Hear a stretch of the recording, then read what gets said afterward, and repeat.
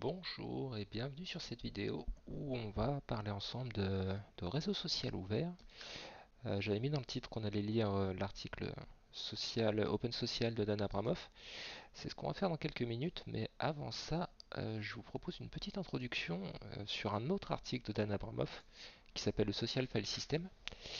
Et en fait, cet article va nous réintroduire une notion qu'on a peut-être un petit peu perdue au fil des années, c'est la notion de fichier.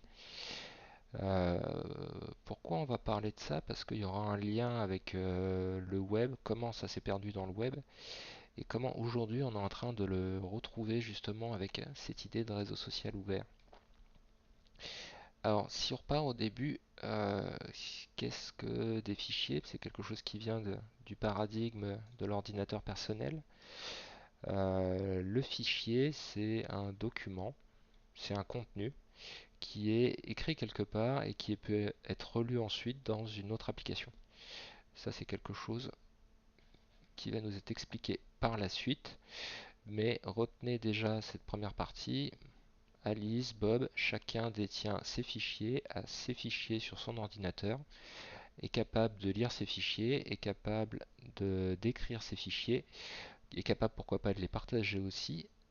On va voir ça un petit peu plus loin, mais il y a cette idée de possession. Là, Alice possède des fichiers doc, possède des fichiers SVG, et surtout les fichiers, quand vous en faites, c'est à vous qu'ils appartiennent. Vous les faites avec des applications. Là, on a Word qui est représenté, on a Adobe Illustrator qui est représenté, mais pour autant, les fichiers n'appartiennent pas aux applications dans lesquelles ils sont créés. Ils sont écrits par des applications que vous utilisez, vous détenez les fichiers et ensuite vous les rouvrez dans une autre application qui va les lire, mais toujours sans les posséder. Vous restez propriétaire d'un fichier. Ça, c'est une distinction assez particulière. Donc les applications ne vont pas posséder les fichiers, mais elles doivent être capables de les lire et de les écrire. Pour les lire et les écrire, on va avoir besoin de quelque chose, c'est d'un format commun, une langue que tout le monde va parler, une langue qui va être lue par une application parce qu'elle va être écrite par une autre application. Donc, comme une langue, comme un langage, vous allez parler des formats à travers vos applications et un même format peut être compris par différentes applications. Et ça, c'est ce qui fait qu'il y a de l'interopérabilité. Pour mettre un mot un petit peu long, euh, vous avez des documents qui fonctionnent, qui peuvent s'échanger, s'ouvrir et avoir un comportement particulier en fonction de l'application. Euh, on avait un SVG qui était fait par Alice un petit peu plus haut avec Adobe Illustrator. Ce SVG aurait pu être fait plutôt avec Inkscape. Et dans tous les cas, à un moment, il peut être lu par Google Chrome ou par Firefox ou par n'importe quel navigateur. La plupart des navigateurs lisent le format SVG comme format d'image. Ça peut être lu par des plateformes comme Excalibur. Bon, je suis un fan aussi, je l'ai découvert grâce à Dan Abramov justement, et c'est ce qui lui a permis de faire ses illustrations ici. Donc, grâce à cette histoire de format de fichier, on va avoir cette capacité de parler entre applications. Je parlais d'interopérabilité. Je peux lire quelque chose qui a été écrit par quelqu'un d'autre parce que je comprends un format de fichier qui est commun. Et ça, c'est vraiment la clé qui me donne la possession de mes fichiers. Si à un moment, les fichiers que je travaille avec Word, je suis plus content de Word, je passe sur LibreOffice ou sur OpenOffice, mes fichiers doc, ils sont toujours disponibles. Je les ai sur mon ordinateur, c'est moi qui les possède. Et je suis capable de les rouvrir dans une autre application à partir du moment où elle connaît le format de fichier. Pourtant, il y a des formats de fichiers, justement comme doc, qui ne sont pas des formats ouverts. Il y a des formats de fichiers dont il y a une spécification qui est disponible, qui explique comment le format est construit. Il y a des formats comme doc où cette spécification elle n'est pas disponible. Alors pourtant, je vous disais, LibreOffice, OpenOffice sont capables de lire du doc. Sur le long terme, ce qu'il y a de bien, c'est que si vous avez des fichiers, il va y avoir des bonnes âmes pour les ouvrir, regarder ce qu'il y a dedans, comprendre comment c'est construit et permettre de créer des nouvelles applications à partir de fichiers dont on a fait de la reverse ingénierie, de la rétro-ingénierie en français. On a analysé quelque chose qui a été produit pour comprendre comment ça a été produit. Et donc ça va nous permettre de retrouver cette capacité de comprendre la langue du format doc et de pouvoir lire et écrire du doc. C'est ce que les développeurs, l'équipe de développement de LibreOffice, OpenOffice ont fait. Comme d'autres, hein, c'est pas les seuls. Là c'est l'exemple du schéma. Donc les formats de fichiers, ça nous permet vraiment d'avoir ce partage entre plusieurs applications et donc la possession des fichiers. Si à un moment j'en ai marre d'une application, je change d'application, je pars avec mes fichiers, je ne perds pas tout parce que je change d'application. Et quelque part, notre ordinateur, ça représente un énorme dossier dans lequel il y a tous nos fichiers. Je vais peut-être arrêter là pour la partie Social File System. C'est déjà en train de spoiler l'article Open Social. Et justement, on va passer sur Open Social. Alors pourquoi Open Social? Parce que s'il y a du social ouvert, il y a aussi du social fermé. Et pourquoi on dit qu'il est fermé? C'est ce qu'on va réfléchir ensemble avec cet article. Hors partant, là encore, on va faire un petit peu d'histoire. On va partir de l'histoire du web et on va la dérouler avec quelques étapes jusqu'à arriver aujourd'hui et le développement d'un truc qui s'appelle le ATT Protocol, le Authentified Transfer Protocol. Euh, alors, c'est beaucoup porté par Blue Sky, c'est pour ça que je l'ai mentionné dans le titre de la vidéo. Dan Abramov a travaillé à Blue Sky. Il n'a pas été impliqué, hein, il nous en parle ici, dans le développement du protocole en lui-même. Par contre, bon, il a vraiment adoré le design de ce protocole et il avait envie de le partager dans un article. Et je le reprends aujourd'hui pour vous le faire découvrir. Je suis passé très vite tout en haut, mais c'est rare sur les articles de Dan Abramov. Là, vous avez la possibilité de le voir sur YouTube. Donc, ce sera en anglais.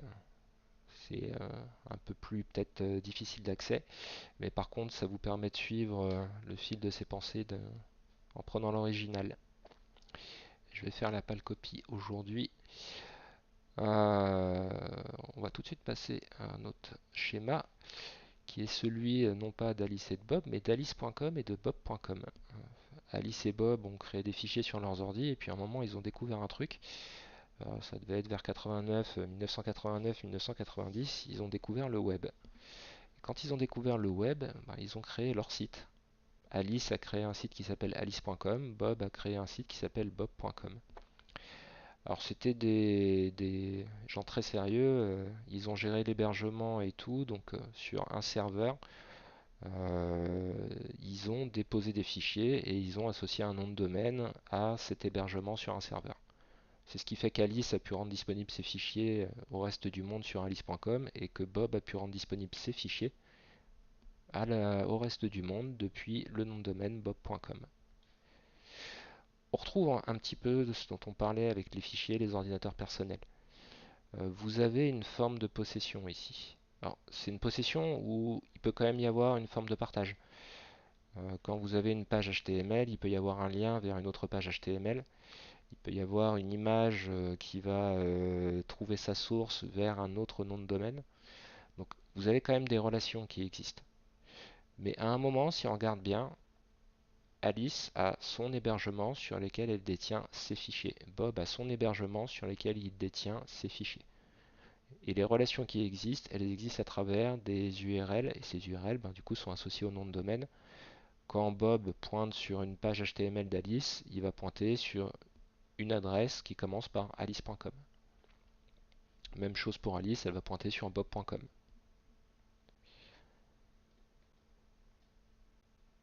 Là, le parallèle, il nous fait retrouver notre histoire de possession. Parce que c'est quand même intéressant. Alice était très engagée dès les années 90. Elle voulait avoir ce qu'on appelle aujourd'hui la souveraineté sur ses données et ses informations. C'est quelque chose d'important, on est d'accord. Là, l'avantage de gérer son hébergement, ça demande un petit peu de compétences, mais c'est comme si vous aviez un ordinateur personnel à distance. Et donc sur votre ordinateur personnel, vous mettez vos fichiers.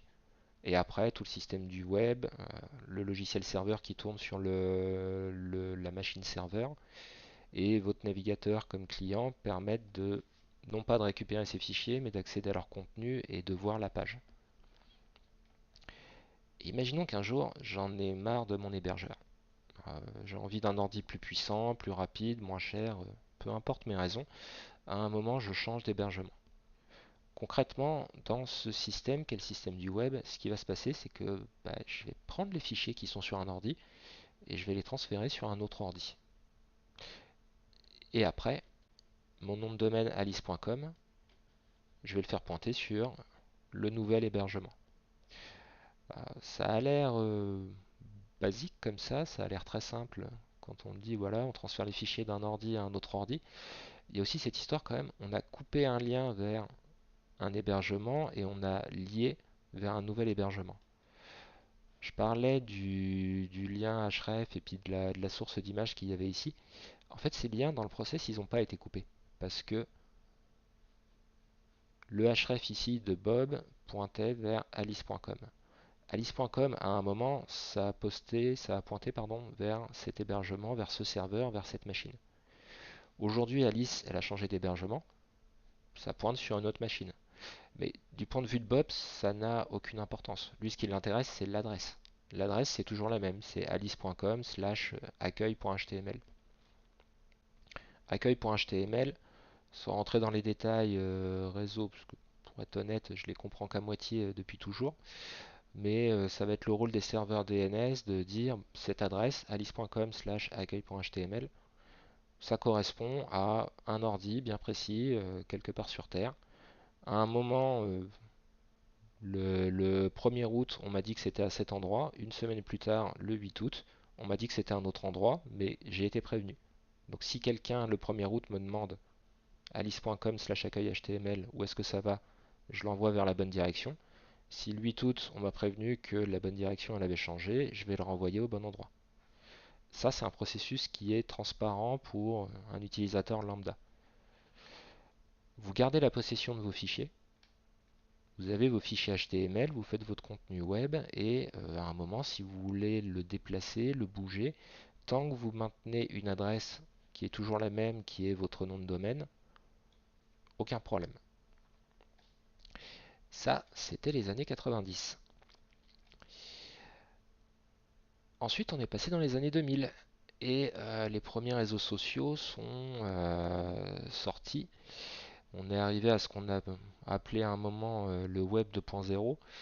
C'était plus du web où on consommait de l'information, mais où on créait de l'information et on le créait à travers des plateformes. 2007, ça a été le boom de Facebook, si je ne me trompe pas. On peut prendre ça comme référence. Alice et Bob ont arrêté de s'embêter à faire leur propre hébergement. Quand ils avaient envie de dire un truc, ils créaient plus un fichier HTML qu'ils déplaçaient sur leur serveur pour qu'il soit disponible. Ils allaient sur leur compte Facebook ou sur un autre réseau social. Ça aurait pu être MySpace à l'époque, et ils écrivaient quelque chose. Une fois que c'était posté, il y avait un post qui était disponible sur leur profil. Bob pouvait commenter ce post, Alice pouvait liker le commentaire de Bob. On gardait ces relations entre les informations. Mais il y a une énorme différence. L'énorme différence, c'est que dans ce système, c'est plus Alice et Bob qui détiennent les fichiers, qui détiennent les informations.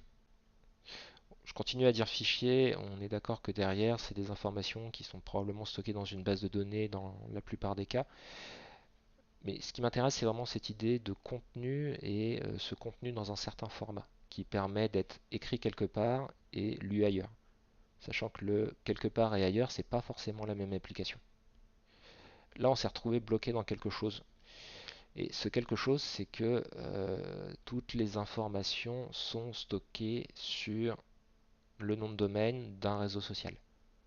J'ai mon compte @alice, j'ai mon compte @com bob pardon, sur ce réseau social. On peut s'échanger des posts, se montrer nos profils, se follow, se commenter, se liker, mais tout ça, ça se passe à l'intérieur d'un réseau social. Et si à un moment j'ai envie de quitter mon réseau social, Avant, j'avais mon hébergement HTML, je pouvais partir avec, l'emmener sur un autre hébergeur. C'est plus le cas dans cette histoire. Dans cette histoire, je vais supprimer mon compte. Et si je supprime mon compte, bah, toutes les données, toutes les pages qui correspondent à mon compte, elles vont plus être disponibles de manière publique. Et tous les liens, tout ce qui pointait vers les pages, les informations qui me correspondaient, ben, tous ces liens vont casser. Le commentaire de Bob, bah, il va plus pouvoir exister sur un post qui n'existe plus. Alors je peux le faire. Je peux fermer mon compte Facebook, ouvrir mon compte Twitter. Plus tard, je peux fermer mon compte Twitter, ouvrir mon compte Blue Sky. Pourquoi pas? Le problème là-dedans, et ce qui est un petit peu dommage, c'est qu'à chaque fois, je perds mes informations. On est parti d'un paradigme qui était l'ordinateur personnel, et il était personnel parce que dessus j'avais mes fichiers, mes informations, que je pouvais lire et écrire avec toutes les applications compatibles, et à la fin je gardais toujours mes fichiers, c'était toujours à moi. Avec cette architecture de réseau social, on est passé sur quelque chose de complètement différent, et c'est ça qu'on appelle le social fermé. Désolé, la traduction littérale, le close social. J'ai plus mes informations, je détiens plus mes fichiers. Facebook les détient, Twitter les détient. Après, c'est pas qu'ils ont envie de le faire contre moi, c'est juste que c'est comme ça que leur architecture fonctionne. Ils mettent un serveur à disposition pour que je puisse utiliser leur application. Le contre-coup de ça, c'est qu'en utilisant leur application, mes données deviennent prisonniers de leur application. Elles ne peuvent être lues et écrites que sur leur application. Je pouvais me créer mon petit web, c'était magique. Sauf que maintenant, mon petit web, bah, c'est plus vraiment mon petit web. C'est plus un web personnel, c'est un web qui appartient à une autre entité. Moi, j'ai plus de propriété là-dessus. Si je quitte un réseau social, je suis obligé de tout refaire. Je suis obligé de refaire mes relations, de follow les personnes que je followais avant, de recommander des choses, de reposter des choses. Je perds tout ce que j'avais construit. Bon, encore une fois, hein, Facebook, c'est pas les seuls. Facebook fait ça, Twitter fait ça, X depuis fait ça. C'est le fonctionnement du web, j'allais dire moderne, bon, qui est plus très moderne, puisqu'on va passer à un web un peu plus moderne, qui n'existe pas complètement encore, qui est en cours de développement et qui, pour certains, est basé sur le protocole HAT, c'est le cas de Blue Sky. Vous avez un réseau social et bah là vous pouvez faire du follow sur des profils, des posts, des commentaires. Ça n'a pas l'air différent du schéma de tout à l'heure. On va revenir dessus. Hop, c'était ici. Profil, follow, en fait c'est exactement le même schéma. Il y a une arnaque ou qu'est-ce qui se passe? En fait il y a une petite différence, très subtile. Je vous laisse quelques secondes. Mais si vous regardez ici, en fait je suis plus en train de détenir un compte à travers mes nouveaux réseaux sociaux ouverts. Là, il y a un .com qui s'est rajouté. C'est plus @alice et @bob, c'est @alice.com et @bob.com. Quelle est cette diablerie? Alors, le .com, normalement, ça veut dire qu'on est sur un espèce de nom de domaine. Le @alice, ça veut dire qu'on, ça correspond à un nom, à un pseudo, à un identifiant. On a un espèce de nom de domaine identifiant. Il y a un petit peu de ça. En fait, ce @alice.com, ce qui représente ici sur le schéma, c'est un dépôt de données. Au fond, c'était pas mal le système des réseaux sociaux, en tout cas pour ce que ça tenait ses promesses, on pouvait poster, on pouvait commenter, liker. Le seul problème, c'est que toutes les informations étaient stockées dans la base de données du réseau social qu'on utilisait. Les informations restaient stockées dans l'application. Et nous, on ne veut pas que ce soit stocké dans l'application. Si on veut que nos données soient personnelles, bah, il faut qu'on les détienne personnellement quelque part en dehors des applications. Si on les détient dans l'application, c'est pas nous qui les détenons, c'est pas nos données personnelles, c'est l'application qui détient les données. Si je veux que ce soit mes données personnelles, c'est moi qui dois les détenir. Et pour les détenir, ben, je dois avoir un espèce de d'ordinateur personnel, mais c'est un ordinateur personnel qui doit être en ligne pour qu'il serve à des réseaux sociaux qui sont en ligne. Donc je dois avoir un serveur quelque part. Je dois avoir un serveur qui contient mes données. @alice.com, c'est ça que ça représente ici. Ça représente mon serveur de dépôt de données, là où toutes mes données personnelles vont être stockées. Alors, évidemment, ces informations, elles ne sont pas stockées sur mon ordinateur, elles sont stockées sur un serveur. Donc je vais passer par un hébergeur qui va héberger mes données. Mais c'est intéressant, on revient sur l'idée de alice.com qu'on avait au début du web quand c'était encore ouvert et qu'on n'avait pas encore inventé un truc trop fermé. Ce qu'on se disait, c'était qu'il y avait un nom de domaine et ce nom de domaine pointait vers un hébergement.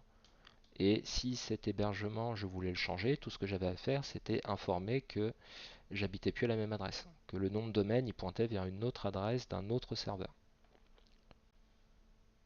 L'idée derrière alice.com, c'est pareil. @alice.com, c'est exactement la même chose. Je vais héberger mes données dans un dépôt de données. Mes données, elles vont avoir une adresse qui correspond à un nom de domaine qui m'est associé, que je possède. Comme ça, si un jour je veux changer d'hébergement, je peux. Je déplace d'un hébergeur de données à un autre hébergeur de données. Tout ce que j'ai à faire, c'est prévenir que, attention, derrière mon hébergement @alice.com, mon nom de domaine de données, c'est plus le même serveur. Il va être placé ailleurs. Et ça va être très intéressant. Parce que maintenant, il n'y a plus d'histoire de ligne dans une base de données qui appartient à quelqu'un d'autre. Là, on n'est plus dans des données possédées par une application. On est dans des données qui sont consommées par une application. Elles sont écrites, elles sont lues, mais elles ne sont pas détenues. La possession, elle redevient à Alice et à Bob. Alors pour tout ça, c'est pas magique un petit peu quand même. Mais c'est basé sur des choses qui sont pas magiques. C'est de la communication, il faut des protocoles. Il nous a fallu des nouveaux protocoles. C'est là qu'on arrive sur l'atmosphère, l'écosystème du protocole HAT. Et c'est quelque chose que vous allez potentiellement rencontrer de plus en plus. Parce que ça va nous permettre d'avoir vraiment cette idée, comme l'hébergement d'un site web où j'avais mes fichiers. Bah, si je suis plus content, je déplace mes données, mais toujours avec un nom de domaine qui est associé et qui m'appartient. Tant que ça m'appartient, les données m'appartiennent. Parce que c'est moi qui décide, c'est à moi qu'appartiennent l'information, la maîtrise de où est-ce que c'est stocké.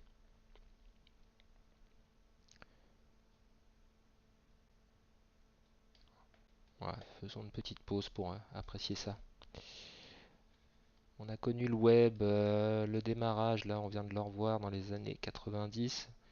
Sur le papier c'était merveilleux, tout était ouvert. Bon évidemment c'était un peu plus subtil que ça. Et ça demandait des compétences techniques pour avoir un hébergement web. Et puis on a inventé le web fermé, les réseaux sociaux fermés, le close social. Bon, évidemment tout n'était pas si diabolique que ça. Ça a été une étape dans l'évolution du web. Là aujourd'hui on arrive petit à petit sur de l'open social, c'est-à-dire sur du web qui redevient ouvert et où vos données personnelles redeviennent personnelles, au prix pour l'instant d'un petit peu de technique. Le petit peu de technique, je ne vais pas rentrer dans le détail aujourd'hui, je vais vous laisser lire l'article, peut-être voir la version YouTube de Dan Abramov, mais il détaille un petit peu tout ça, comment le dépôt de données, à quoi ça peut ressembler. Typiquement là, on commence à retrouver un peu un dépôt et quelque chose qui ressemble presque à des fichiers. C'est pas des fichiers, c'est des données, mais ça se comporte comme des fichiers. Blue Sky peut écrire des données dans mon dépôt qui vont être préfixées avec quelque chose qui dit que ça a été fait par l'application Blue Sky. Leaflet va le faire, Tangle va le faire, et je vais me retrouver avec un dépôt qui gère tout ça. Ce qui est intéressant et ce à quoi on veut arriver, c'est ça. C'est que à un moment, puisque c'est un dépôt de données et que toute application qui sait lire et écrire un format de données peut jouer avec. Blue Sky, évidemment, ils connaissent le format Blue Sky, mais si ils prennent la peine de lire le format leaflet, ils vont pouvoir afficher, agréger des informations de mon dépôt de données qui viennent de leaflet. Même chose pour Tangle, et on a ce côté interopérabilité qui redevient possible. Bon, je passe. Euh,